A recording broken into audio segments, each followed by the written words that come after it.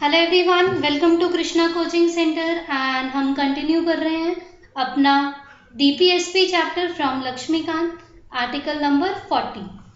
So article number 40 is Gandhian principle. Article number 40 is Gandhian principle. अब जो गांधी जी के प्रिंसिपल थे ना, it was more like socialistic. Gandhi ji ने एक मॉडल दिया था, उनके मॉडल का क्या नाम था? His model name was Swaraj model. Swaraj model में वो तीन बातें बोलते थे। पहली चीज वो बोलते थे सेल्फ रूल हो, यानी कि खुद पे आपका कंट्रोल हो। दूसरी चीज वो बोलते थे कि आप फ्री हो, यानी कि फ्रीडम हो किससे? एलियन रूल से। बहुत अच्छे। एंड तीसरी चीज वो बोलते थे कि give power back to the people. अब जो बैक टू द पीपल में वो बात बोलते थे, वो बोलते थे लोकल गवर्नमेंट के बारे में। तो आर्टिकल नंबर 40 में यही चीज लिखी है कि स्टेट को क्या करना चाहिए? There should be like organisation of village panchayat, यानी कि विलेज पंचायत का ऑर्गेनाइजेशन हो। ऑल्दो इसको स्टार्टिंग में हमने डीपीएसपी में रखा था, लेकिन बाद में जब हमारा 73rd constitution amendment act of 1992 आता है, तब हम 73rd कॉन्स्टिट्यूशन अमेंडमेंट एक्ट के बाद जो पावर्स होती है वो एक्चुअली क्या करते हैं? वो एक्चुअली ट्रांसफर कर देते हैं। किसको ट्रांसफर कर देते हैं? जो हमारे अपने लोग हैं, यानी कि लोकल पीपल। तो एट लास्ट जाके लोकल पीपल को जो थी वो पावर ट्रांसफर हो ही गई थी। तो this was about article number 40। Then comes article number 41, article number 42 and 43। ये तीनों ही आर्टिकल लगभग एक ही जैसे हैं और इनके बारे में थोड़ा सा जानते हैं। अब आर्टिकल नंबर 40 किस चीज से 41 डील करेगा? It will deal with right to work, right to work, to education and public assistance in certain cases. किन केसेस की बात करें? वर्क होना चाहिए, एजुकेशन होना चाहिए, पब्लिक असिस्टेंस यानी किस तरीके से मदद करी जाती है। देखो इसी में ही आ जाती है सारी हमारी जो पेंशन्स हैं, और आपका एम्प्लॉयज़ के लिए जो स्कीम होती है, मोस्टली इंश्योरेंस स्कीम्स हो गई, फिर आपकी फसल बीमा वगैरह हो गया, ये सब किस में आ जाएगा? पब्लिक असिस्टेंस के काम में। अब स्टेट को इफेक्टिव प्रोविजंस बनाने चाहिए ताकि ये सारी चीज़ें जो है वो स्टेट में ठीक तरीके से वर्क जो है वो कर सकें। इसी से रिलेटेड एक केस है आपका अभी कुछ समय पहले का, that is Gurcharan Kaur case. इसमें जो दिल्ली के स्ट्रीट हॉकर्स थे, जिसमें दिल्ली में एक मार्केट थी दरियागंज मार्केट, उसमें जो लोग थे वो कुछ सेलिंग किया करते थे, स्ट्रीट हॉकर जैसे होते हैं, बट उसकी वजह से लोगों को बहुत प्रॉब्लम आ रही थी। तो फिर इस मार्केट को रीलोकेट कर दिया गया था, टोटल हटाया नहीं गया था, they just relocated it. Then comes Article 42 of the Constitution. It deals with the provision for just and humane conditions of work and maternity relief. यानी कि ये क्या बोल रहा है कि ह्यूमेन लाइक जो वर्किंग कंडीशन हो ना वो बहुत ज़्यादा ख़राब ना होनी चाहिए, वर्किंग कंडीशन अच्छी हो, मैटरनिटी रिलीफ मिलना चाहिए, यानी कि जब लेडीज़ प्रेग्नेंट हैं तो उस समय उनको पेड लीव जो है वो मिलना चाहिए, ऐसा नहीं है कि उन्हें इस वजह से नुकसान हो। तो this was article 42 of the constitution. Then comes Article 43. Article 43 में they are talking about living wage etc. for workers. अब इसमें इन्होंने कोई अमाउंट फिक्स नहीं किया क्योंकि महंगाई हर साल बढ़ती जा रही है, तो वो बोल रहे हैं according to cost of living जो वर्कर्स की वेज हो वो लिविंग वेज तो होनी चाहिए, there should be reasonable and decent life. So this is article number 43। तो 41, 42, 43 ऑलमोस्ट एक ही तरीके की बात करते हैं। Then comes this major article, article number 44. This is Uniform Civil code. आपने बहुत बार न्यूज़ में ये टर्म सुनी होगी कि यूनिफॉर्म सिविल कोड होता क्या है, किस तरीके से वर्क करता है।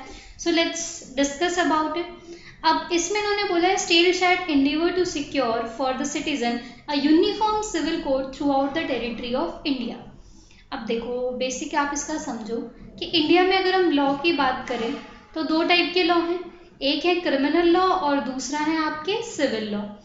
अब जो क्रिमिनल लॉ होते हैं ये सबके लिए सेम है, they are universal of course, but civil laws में मोस्टली तो सेम है बट कुछ परसेंट वो डिफरेंट है, कुछ परसेंट डिफरेंट है। जैसे अगर हम बात करें हिंदू मैरिज मुस्लिम मैरिज, दो अलग चीज़ें, तो मैरिज हो गया डिफरेंट, डिवोर्स हो गया डिफरेंट, और एडॉप्शन वगैरह, मेंटेनेंस वगैरह, ये सब क्या है, ये सिविलियन लॉ डिफरेंट हो जाते हैं, तो इनको ट्रीट करने का तरीका भी क्या होता है, डिफरेंट हो जाता है। जैसे हिंदू मैरिज एक्ट में डिवोर्स मेंटेनेंस दोनों की बात करते हैं, बट अगर हम वही मुस्लिम मैरिज एक्ट देखें तो मुस्लिम मैरिज एक्ट में बोला जाता है कि डिवोर्स के बाद ना हस्बैंड को, वाइफ को 1 रुपया भी नहीं देना चाहिए, there should be not 1 penny given to the wife. तो यहाँ पे कोई मेंटेनेंस की बात जो है ये चल ही नहीं रही है।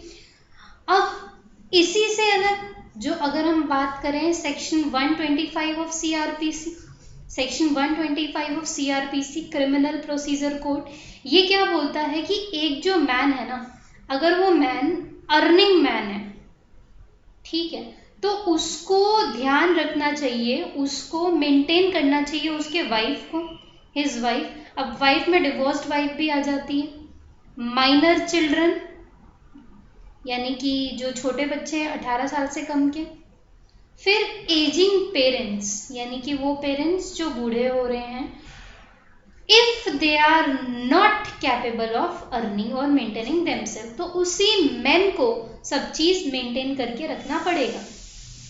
ठीक, अब देखिए जो इसमें एक बहुत ही मेजर केस आता है, that case is Shah Bano case. So Shah Bano का केस है, बहुत ज़रूरी है आपके एग्जाम के लिए और वैसे भी आपकी जानकारी के लिए। अब देखिए शाह बानो एक लेडी थी, उनकी जो है मैरिज होती है किससे, मोहम्मद अहमद खान से, मोहम्मद अहमद खान, इनसे इनकी शादी होती है। एंड मोहम्मद अहमद खान पेशे से एक लॉयर। सो अब मुस्लिम मैरिज एक्ट के तहत इनकी शादी होती है एंड शादी के कुछ दिनों बाद जो मोहम्मद अहमद खान होते हैं वो किसी और से शादी कर लेते हैं, यानी कि वो एक दूसरी वाइफ ले आते हैं जो कि मुस्लिम मैरिज एक्ट में लीगल माना जाता है। अब कुछ दिन तक तो सही रहा, लेकिन थोड़े टाइम बाद मोहम्मद अहमद खान ने शाह बानो को घर से निकाल दिया।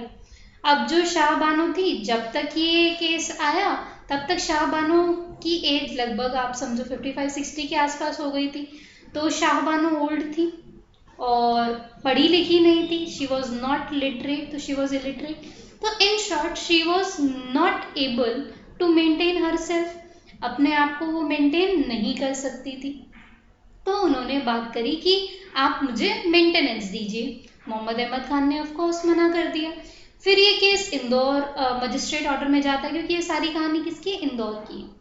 तो इंदौर मजिस्ट्रेट के पास ये कोर्ट गया और फिर इंदौर के जो मजिस्ट्रेट थे उन्होंने बोला कि मोहम्मद अहमद खान आपको पैसे पे करने पड़ेंगे। अब मोहम्मद अहमद खान तो लॉयर, उसने कहा ऐसे कैसे मुझे पैसे पे करने पड़ेंगे, जब मेरा मुस्लिम मैरिज एक्ट मुझे बोल ही नहीं रहा तो मैं क्यों करूँ। तो ये चले गए मध्य प्रदेश के हाई कोर्ट में। मध्य प्रदेश में क्यों, क्योंकि इंदौर मध्य प्रदेश में। अब वहाँ पे हाई कोर्ट ने भी कहा कि आपको शाह बानो को मेंटेनेंस देना पड़ेगा और उन्होंने 179 रुपीज़ पर मंथ जो था वो तय कर दिया। अब इनकी जो थी, इन्होंने ये बात फिर भी नहीं मानी मोहम्मद अहमद खान ने। उन्होंने ये बात वो लेके चले गए सुप्रीम कोर्ट में। अब सुप्रीम कोर्ट में शुरुआत में 2 बेंच था, पर 2 बेंच को लगा नहीं भैया यहाँ तो कुछ कॉन्स्टिट्यूशनल इंटरप्रिटेशन की बात करनी है, तो वहाँ पे बैठा कॉन्स्टिट्यूशनल बेंच। कॉन्स्टिट्यूशनल बेंच में 5 जजेस होते हैं, 5 जूरिस्ट होते हैं।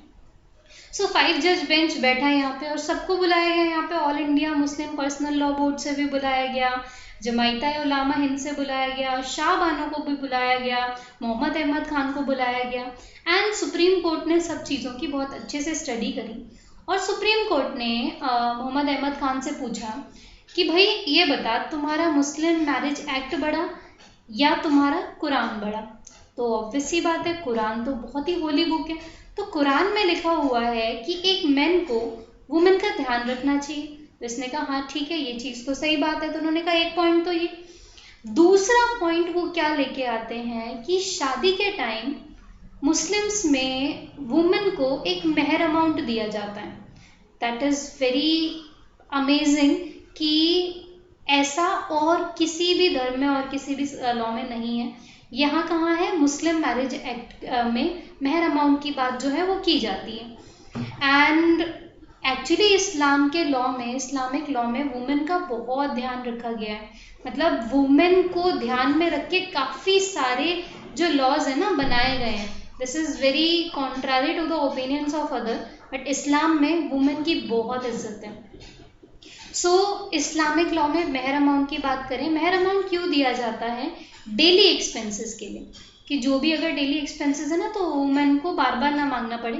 तो इसका एक इंस्टॉलमेंट दिया जाता है शादी के 2-3 दिन बाद, और एक दिया जाता है बाद में।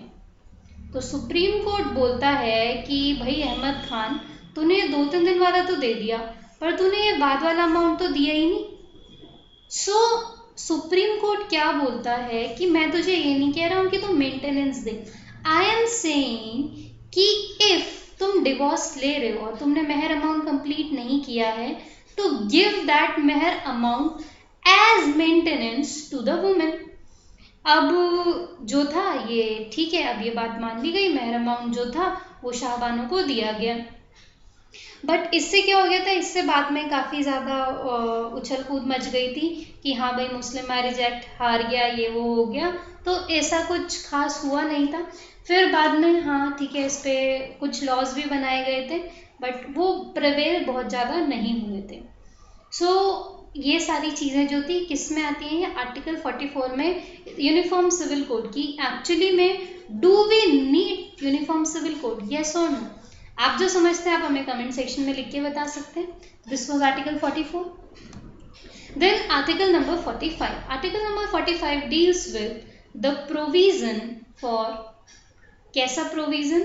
For free and compulsory, free and compulsory education for children. यानी कि बच्चों को फ्री और कंपल्सरी एजुकेशन देना है, और ये काम करना है with in the 10 years of commencement of constitution. यानी कि 1950 में जब ये कॉन्स्टिट्यूशन बन रहा है तो इसके 10 साल बाद यानी 1960 तक ही स्टेट को ये काम करना पड़ेगा। और कब तक? 6 से 14 साल, यानी टिल 14 years ऑफ एजुकेशन की बात करी गई थी इन्होंने। बट इतना सारा टाइम बीत गया, कुछ हुआ ही नहीं। 1992 आ गया, 42 years बीत गए, पर जो काम 1960 में होना था अभी तक नहीं हुआ। तो मोहिनी जैन एक केस होता है, मोहिनी जैन इसके बारे में सवाल करती हैं। तो सुप्रीम कोर्ट बोलता है yes, you have to make law regarding this. आपको ये वर्क करना ही पड़ेगा अगर कॉन्स्टिट्यूशन बोलता है तो। सो जल्दी से ये काम करना ही है आपको। ऑल्दो पार्लियामेंट ने 1 साल हो गया, फिर से कुछ नहीं किया। तो वापस से एक केस आता है के उन्नी कृष्ण केस। ये आता है 1993 में। इसमें बोलते हैं कि पार्लियामेंट को जल्द से जल्द लॉ बनाना पड़ेगा, पर पार्लियामेंट ने धीरे धीरे होले होले करते करते 86th कॉन्स्टिट्यूशनल अमेंडमेंट एक्ट लेके आते हैं 2002 में, और वहाँ पे ये फंडामेंटल राइट बनाते हैं। दैट वाज फंडामेंटल राइट, और ऐड किया जाता है इसको 21A में, 21 राइट टू लाइफ, 21A में वो ऐड करते हैं RTE, that is right to education. बहुत अच्छे। सो 2003 में इसको एनफोर्स किया गया, 2003 में इसको एनफोर्स किया गया। बट सब चीज़ें बनते बनते ये एक्चुअली वर्किंग में आया 2009 में, क्योंकि 2009 में राइट टू एजुकेशन एक्ट जो था वो आ गया था। तो तब से लेके अब तक और आगे तक भी ये फ्री एंड कंपल्सरी एजुकेशन चलता रहेगा। Then comes article number 46। Article number 46 किससे डील करता है? Article 46 deal with promotion of educational and economic interest of SC, ST and other weaker section, यानी कि एजुकेशनल इकोनॉमिक इंटरेस्ट में काम करना है किससे, शेड्यूल कास्ट, शेड्यूल ट्राइब और अदर कोई वीकर सेक्शन ऑफ सोसाइटी है ना, तो उसके लिए भी वर्क करना है. This is under article number 46 of the constitution. एक बार फटाफट से रिवाइज करो शुरू से क्या था. सो आर्टिकल नंबर 40 किससे डील कर रहा था कि विलेज पंचायत बननी चाहिए. 41 right to work, education, public assistance हो. 42 promotion for just and human condition work हो. 43 है लिविंग वेज हो वर्कर्स के लिए. 44 uniform civil code. 45 is free and compulsory education बच्चों को देना. और 46 की एजुकेशनल और इकोनॉमिक इंटरेस्ट की बात करनी है. Then article number 47 it deals with, ये बोलता है कि it is duty of state, ये स्टेट की क्या है, ड्यूटी है. किस चीज को लेके, to raise the level of nutrition. क्या करना है आपको, जो न्यूट्रिशन है, जो आपके यहाँ खाना बन रहा है उसके लेवल को रेज करना है. And standard of living and to improve public health. यानी कि पहले तो आपको लेवल ऑफ न्यूट्रिशन बढ़ाना है, स्टैंडर्ड ऑफ लिविंग बढ़ाना है एंड लोगों की जो पब्लिक हेल्थ है उसको इंक्रीज करना है. अब स्टेट क्या कर सकता है, उसके अलावा 47 में एक बात बोली है कि if state feels, state shall endeavour to bring about prohibition of consumption of, किस चीज का कंजम्पशन, इंटॉक्सिकेटिंग यानी कि जो शरीर को नुकसान करे, intoxicating drinks and drugs. But इसका एक एक्सेप्शन है. एक्सेप्शन क्या है कि अगर वो मेडिकल पर्पस के लिए यूज हो रहा है तो फिर उसको प्रोहिबिशन नहीं कर सकते. सो स्टेट चाहे तो ये कर सकता है. बिहार में पूरा टोटल लिकर बैन जो है वो कर दिया गया था. जो ड्रग्स है उसको टोटल बैन कर दिया गया था. ऑल दो लिकर में क्या बात आती है, लिकर को टोटल बैन करने में क्या दिक्कत आती है कि यहाँ पे क्या बोला, कंजम्पशन ऑफ इंटॉक्सिकेटिंग ड्रिंक्स जो शरीर को नुकसान करें. बट कई सारी ऐसी मेडिकल रिपोर्ट्स आती हैं कि लिमिटेड कंजम्पशन ऑफ एल्कोहल की अगर हम बात करें तो that is good for our body. तो कई सारे मेडिकल लोग ये बोलते हैं. कई लोग मानते हैं इस चीज को, कई लोग नहीं मानते हैं. सो इसीलिए जो लिकर है वो थोड़ा सा मुद्दा जो है वो रहती है as compare to other intoxicating one things. So this is article number 47. Then comes article number 48. अब देखो आर्टिकल नंबर 48 किस चीज से डील कर रहा है. So it is dealing with organisation of, किसका, ऑर्गेनाइजेशन ऑफ एग्रीकल्चर का ऑर्गेनाइजेशन करिए आप. एंड एनिमल हस्बेंड्री यानी कि ठीक ठाक से एग्रीकल्चर ऑर्गेनाइज होना चाहिए, एनिमल हस्बेंड्री ठीक ठाक से होना चाहिए. So state shall take step improving the breeds. And इसमें एक चीज लिखी है कि there should be prevention of, किस चीज का प्रिवेंशन ऑफ, वो स्लॉटरिंग यानी कि मार देना, किसे, काउस जो बछड़े होते हैं, और milch animals and draught cattles कुछ बात करी गई थी. तो यहाँ पे काउ को मारने पे बैन की बात कही गई है. सो अब जो ये काउ को मारने की बात कही है ये कोई रिलीजियस वे में नहीं कही है, ये इस वे में कही थी कि काउ इज मिल्चिंग एनिमल और उसका जो मिल्क होता है वो यूज में आता है. सो अब क्या हुआ, थोड़े टाइम बाद एक एक्ट आया. That act was Bihar preservation of animal act.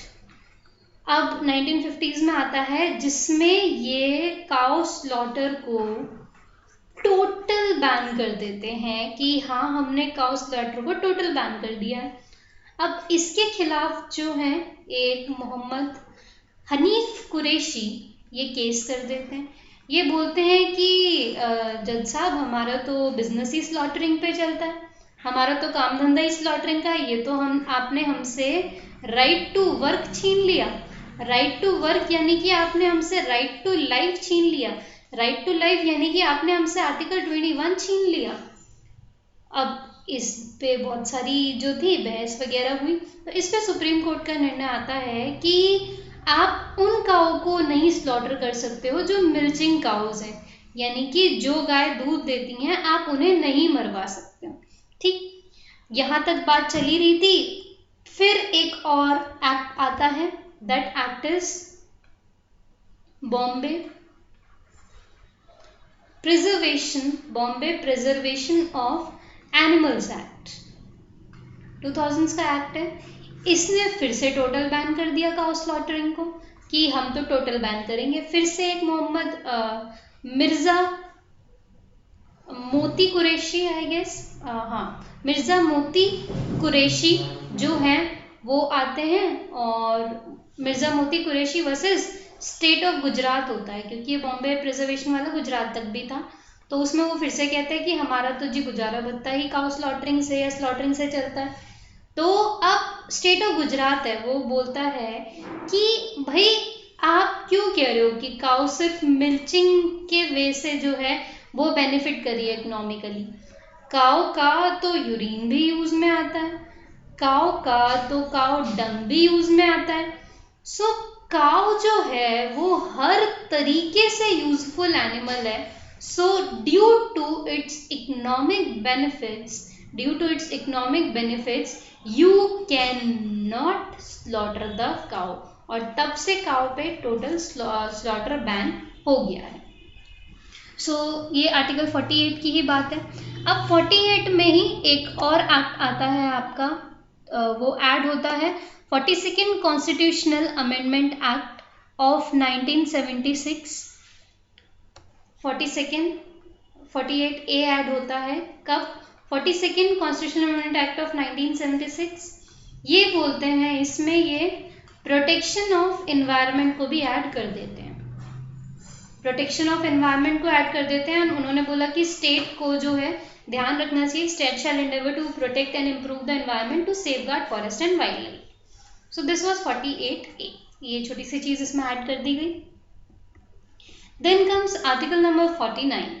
अब article number 49 deals with protection of monuments. Monuments क्या होती है? बड़ी बड़ी historical buildings, monuments and places and objects of national improvement, यानी कि जो नेशनल लेवल पे जो नेशन को रिप्रेजेंट करते हैं उनको सबको क्या करके रखना है? प्रोटेक्ट करके रखना है। That is obligation of the state.